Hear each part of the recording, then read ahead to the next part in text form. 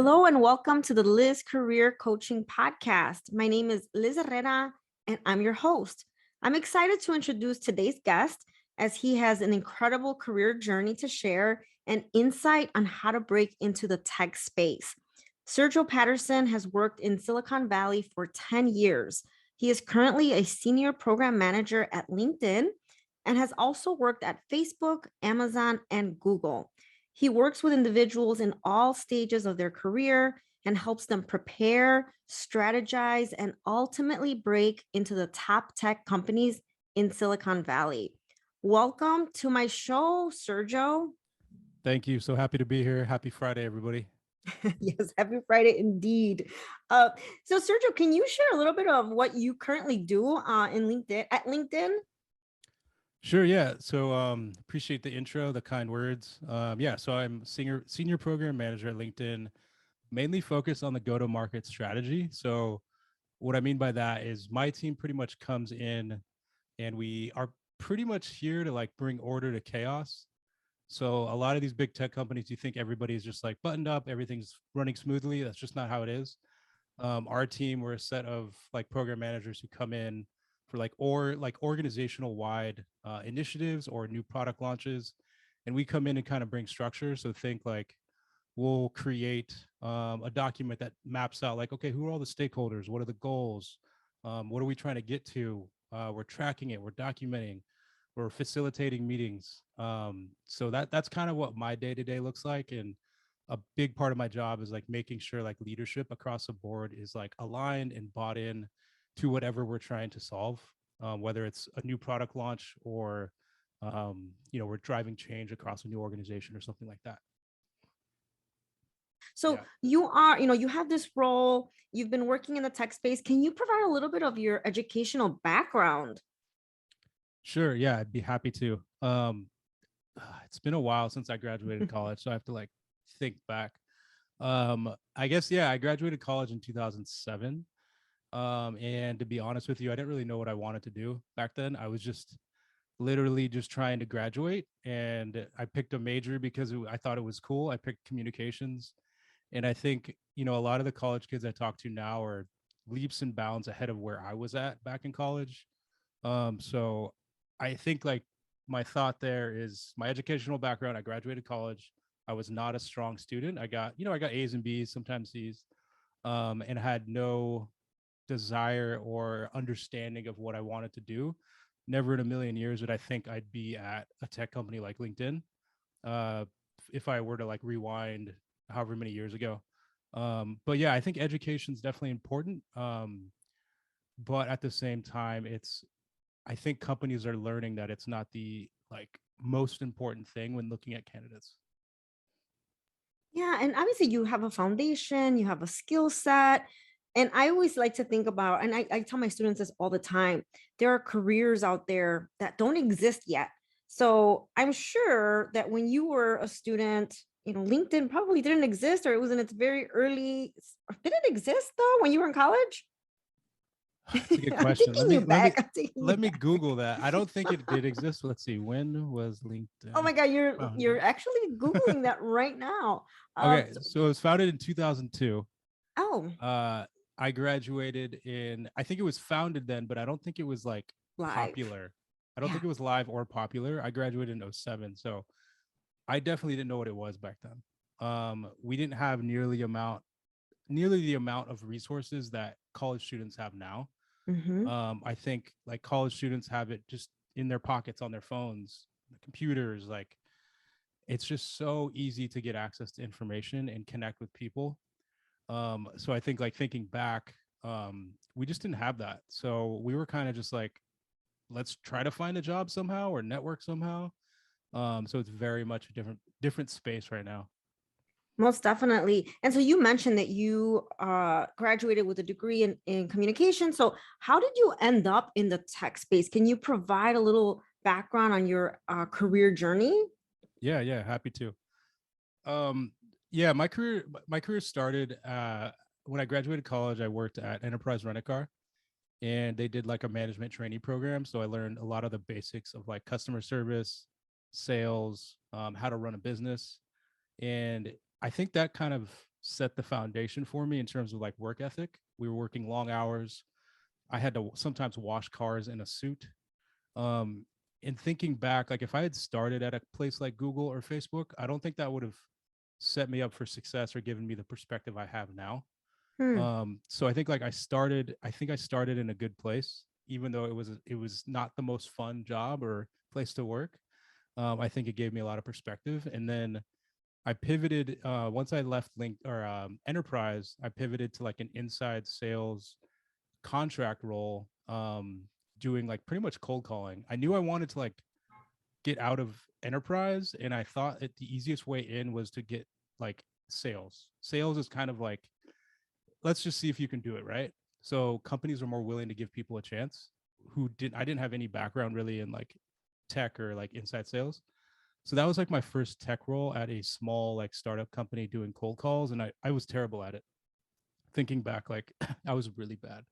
And having a quota, I quickly realized like I didn't love having a quota. I did like 2 or 3 years in sales, but I did love the customer experience part of it, connecting with people.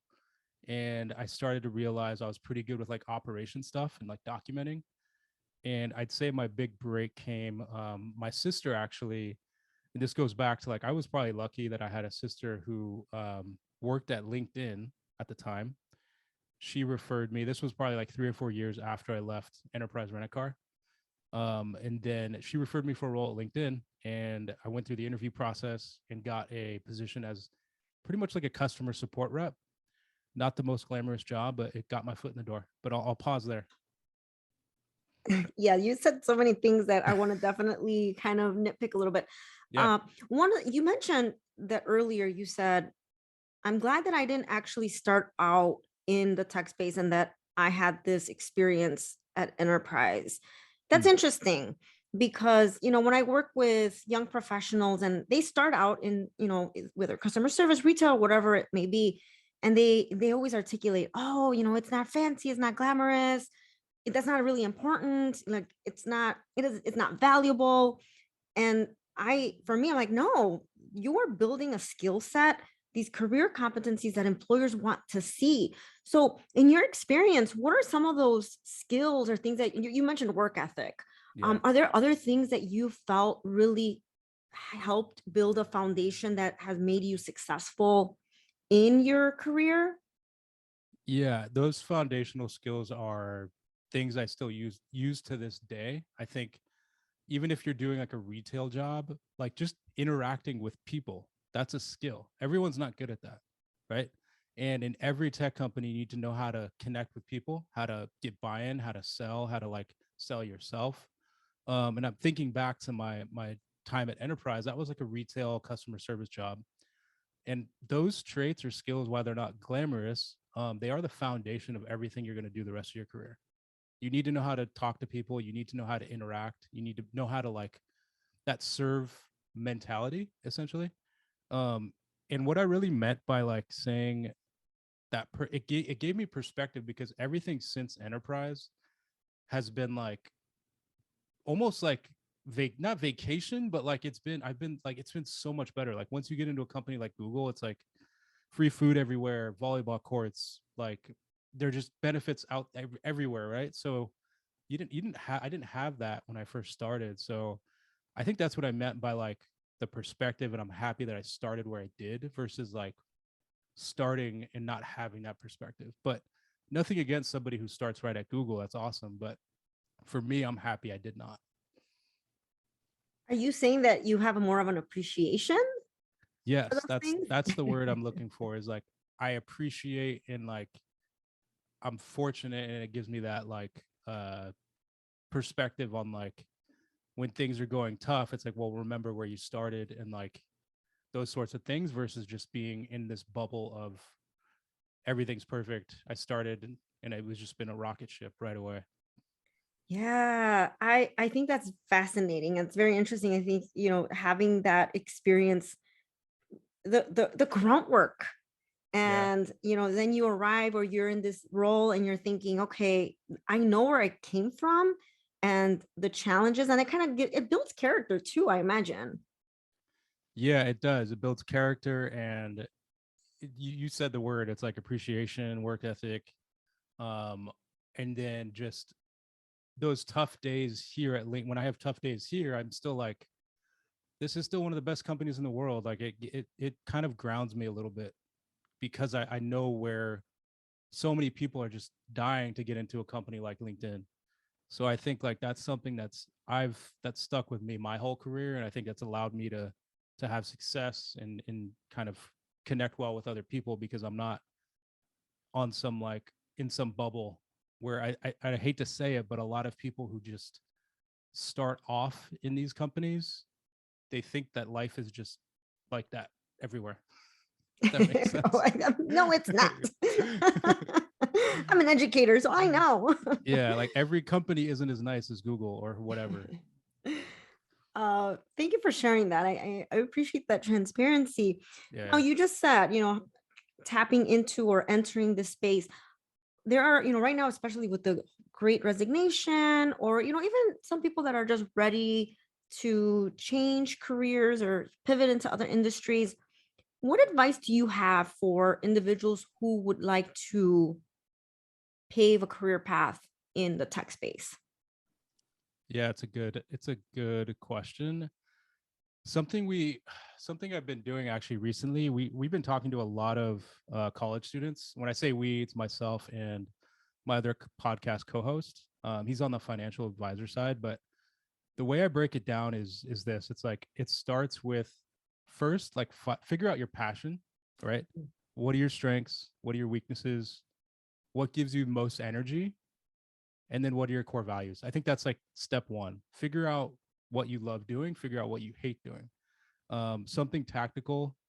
There's the Clifton Strength Finders. I don't know if you've heard of that, but like, Yes. okay, you've heard of it. So I did that a while ago, and it might be cliche to say, but I'm really happy I did that because it actually is spot on. Like I'm pretty sure everyone I've talked to, it's once you answer those 100 questions or whatever, it spits out something that's like exactly you.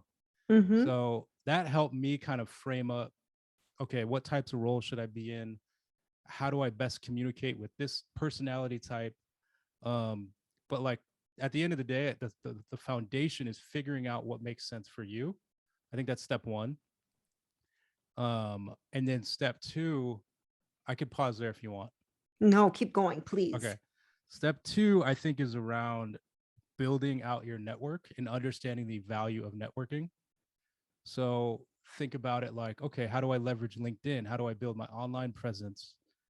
Starting to create real relationships. Like you and I connected, I think, I'm not even sure, probably on LinkedIn, or Yes. we probably found, your podcast looked good. But that's just all networking, right? So one piece of advice I have is like, if I could go back, if you could start networking now when you're 19, 20, 21, 25, whatever, that's just going to compound over time and your network's going to grow and grow and grow. Then you start documenting who you know at this company, that company, and start creating real relationships, and really understanding how to leverage LinkedIn. And I'm not just saying this because I work there. Um, it's a tool that is just at your disposal. You could literally send me a cold message right now, and if it's good enough, I might respond. Um, and I think that's definitely step two. But it's like building your brand, building your network, and using the tools that are at your disposal. I'll pause. I know I don't have my notebook. I usually like to take notes. Uh, I just want my listeners to hear you because you are an industry leader. And whenever I'm talking to my audience or my students, my clients, I bring that message. But now you are actually sharing this message. And I have to say, there are a few things that you mentioned. Hmm. I am a strengths-based coach. So a lot of my episodes and the work that I do is all around Clifton strengths. So that is Amazing. my framework and everything that I do. And so I just want to tell, people that are listening, I did not coach you into talking She about did Clifton not. strengths. So when you mentioned it, I'm like giggling in the background. I'm like, yeah.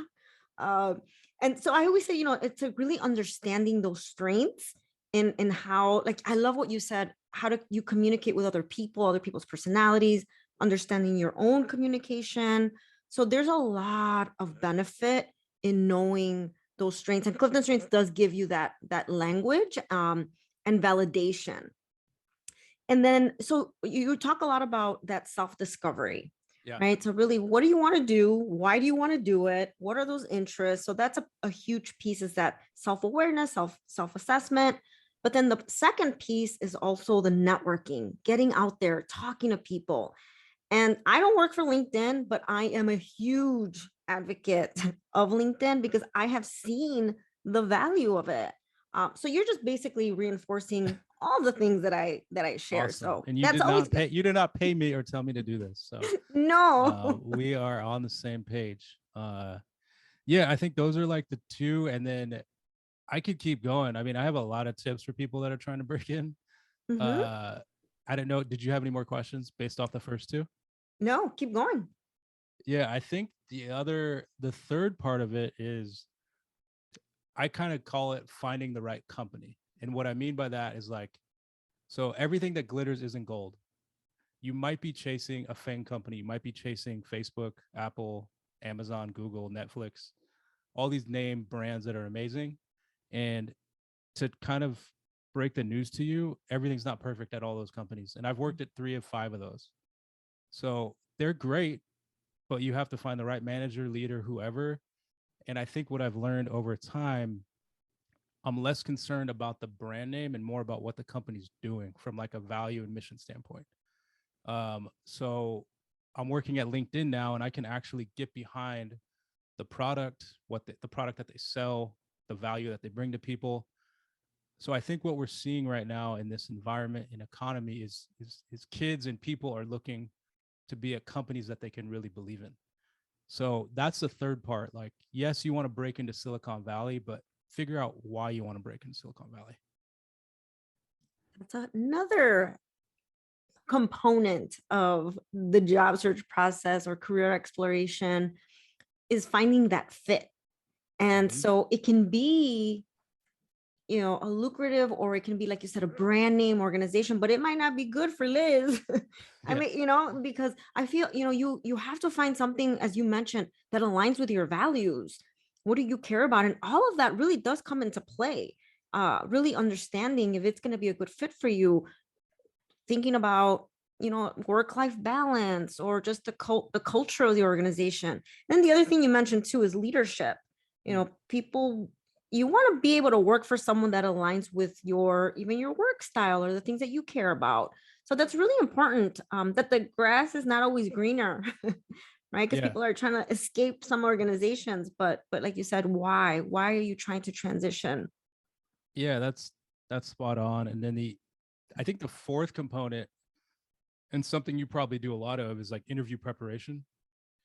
That might be good for us to Yes. chat. You want to chat through some of that? Like, Yes, I'm all okay. about interviewing. People love the interview tips. What tips do you have when it comes to interviewing? Yeah. I have a lot of tips. I think this is probably where people need to spend most of their time, Mm, because you do all that. All the other things I just mentioned are kind of like setting the foundation and getting yourself ready. But then the interview is kind of how you deliver, how you actually get into the companies, right? And I see it as like there's different components, but it's like the mindset is huge. So spend a lot of time really having a growth mindset. What I mean by that is like get out of the uh not like victim mentality, but you have to have a positive and like go-getter mindset first. That's like step one, because in this process you're going to be dealing with a ton of rejection. Like if you're interviewing, trying to break into Silicon Valley, you're going to get a lot of no's. Before I got into Facebook, I got like I went through four, I got rejected 4 different times.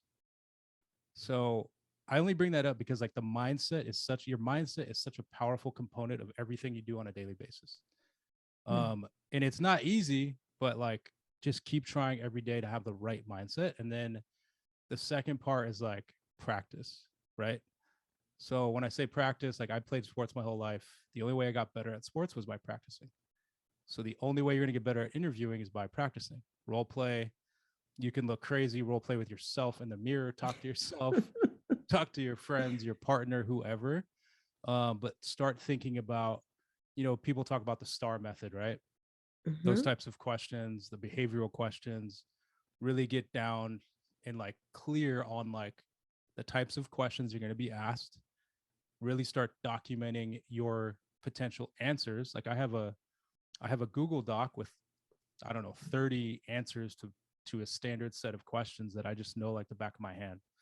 So when I talk about preparation, like you need to put in the hours, and I really mean hours of documenting, practicing, and getting really clear on your story and understanding how to answer those questions. And then I think like the other part is like asking for help, finding somebody like Liz or finding a friend who can really bounce ideas off of you, and you can kind of practice or that sort of thing. But if you're doing the same thing over and over and getting the same results, it's probably time to start looking for help, whoever that may be.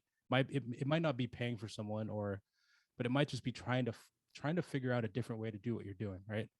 But yeah, I'll pause there. No, that's excellent advice.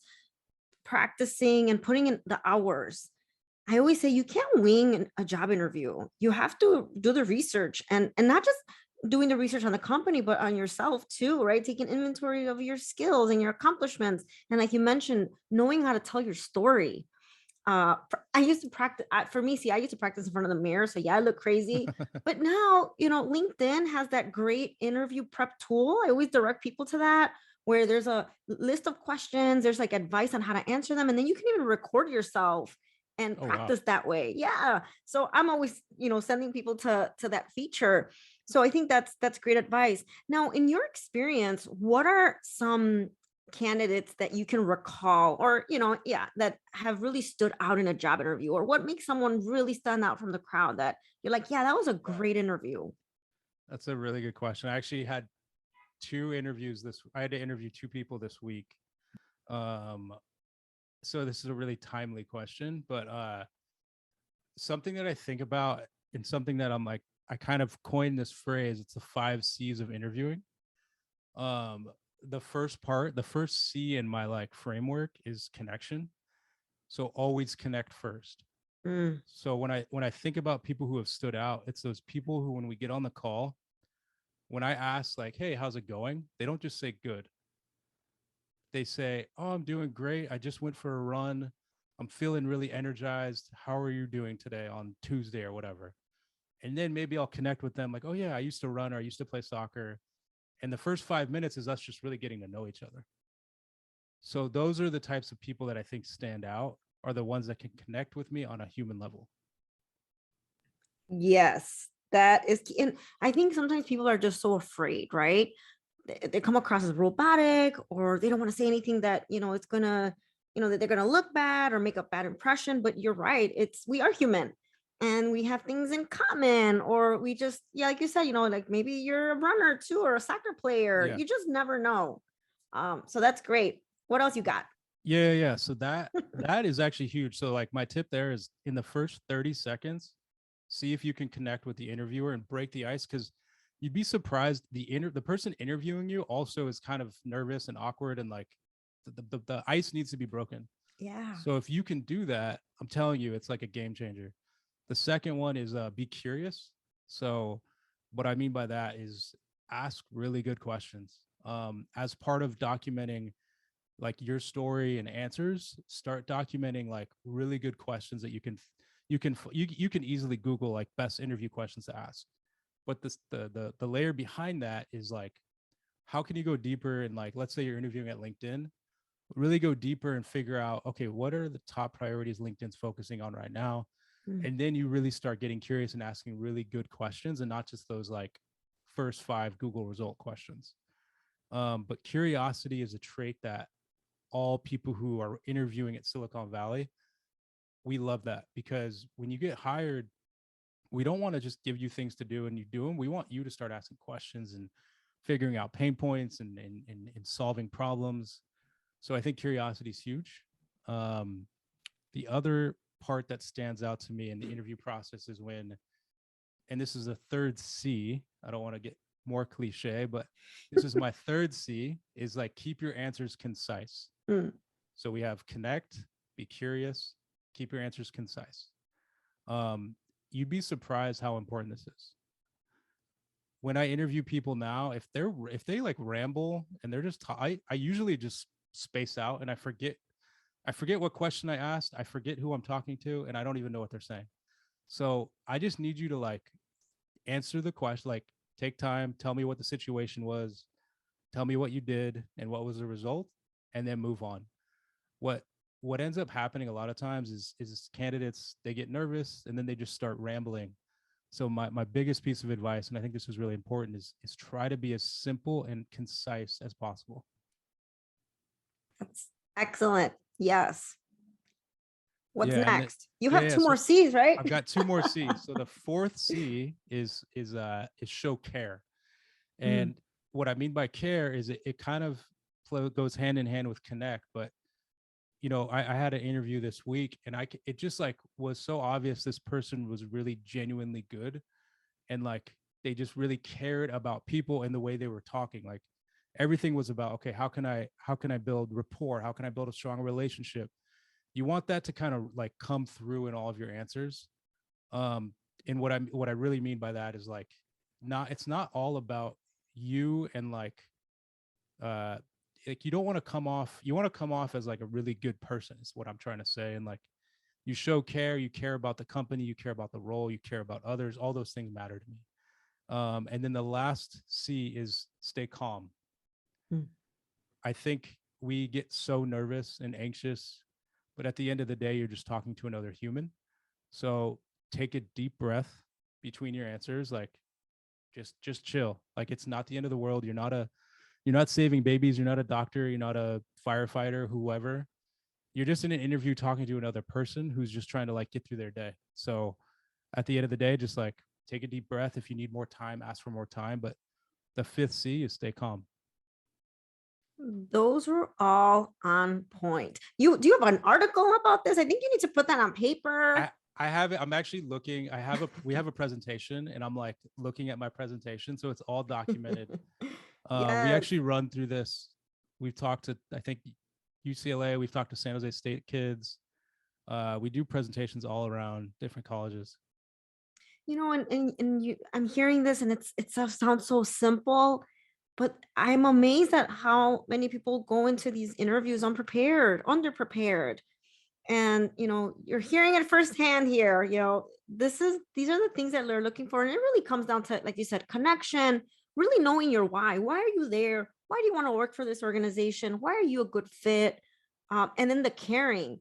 Obviously, that if you really are excited about the role, about the company, that's going to come through in Yeah. the tone of your voice and just the way that you talk about your experiences and the company.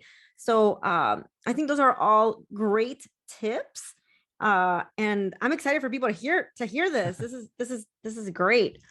Okay, so you have provided a ton of insight and advice. Any final words of encouragement? Yeah, the last piece I usually end with is because when we talk about breaking into Silicon Valley, I mentioned earlier about rejection. Mm-hmm. Um, the last component of this is like how to deal with rejection. And I think like what I've learned is don't take it personally, right? They're not like, it's not like an attack on your character. It's just for whatever reason there was somebody else that maybe it was timing. Maybe they answered one question a little bit, different in a different way than you. But don't take it personal. I think I've been there where you take it personal and you dwell for like weeks. Oh, I should have done this different. I'd say don't take any more than like 2 or 3 days to think about why you got rejected for a role. Um, and then the second part of this is like find your silver lining. When I have been rejected in the past for roles, like there's always months later, I always think back like, oh, I'm actually happy I didn't get that role because X, Y, or Z. So I think like my general piece of advice is when you are going through these processes, there's going to be a lot of rejection and you have to understand how to deal with that. And always at the end of the day, just figure out, one, rejection might turn into something way better for you. Thank you for sharing that. I think that is probably the most one of the most difficult pieces of this whole process. It's hard not to take things personal. That's super difficult because then you question yourself. There's so many things that come with it. And I really like what you're saying is that it can be, the silver lining, maybe that wasn't the best fit. Maybe they did you a favor. Yeah. But then the other thing that I always like to emphasize is that there are things that you just cannot control. You might have been the best candidate, but there were other factors. So there are a lot of things that you don't know that are happening behind the scenes that have nothing to do with you, your performance, your background, your experience. And it's important not like I said, not to dwell, maybe just a little bit, right? I think that's part of Yeah, human nature. You got to dwell a little bit, for sure. but really knowing that there are those key pieces. One of the things I just kind of want to add to that, because I know I've been in these situations where I've interviewed and afterwards I'm just like feeling horrible. I'm like, yeah, I totally did not get that job. Yeah, But you know I've what been there. feels good? That, I kind of remind myself like, no, I prepared for this. I knew, I came in knowing why I wanted to work there. I had my stories ready. And so there's really nothing else I could have done. If I'm not called back, that just means it was just wasn't a good fit. And then that helps me kind of stay at peace. So that's been helpful. I love that. Yeah. Control what you can control, I think, right? Like what you can control is your preparation, but you Yes. can't control, like, you're going up against somebody that got referred or knows the president of the company or whatever, right? There's all these things going in the background. And I think, like, a lot of the times it's not even about that you performed bad. Like, I'm going through interview process right now, and it took me a while to like rate these two people because they were so good. And I almost felt bad that I had to like pick Mm, one over the other. So you might be awesome, but like it was close. So like know that you still probably did really good, even if you got rejected. yeah. No, that is super helpful, especially because you are right now going through this process and that you can really share that insight. That would make me feel better in thinking about this whole job interview situation.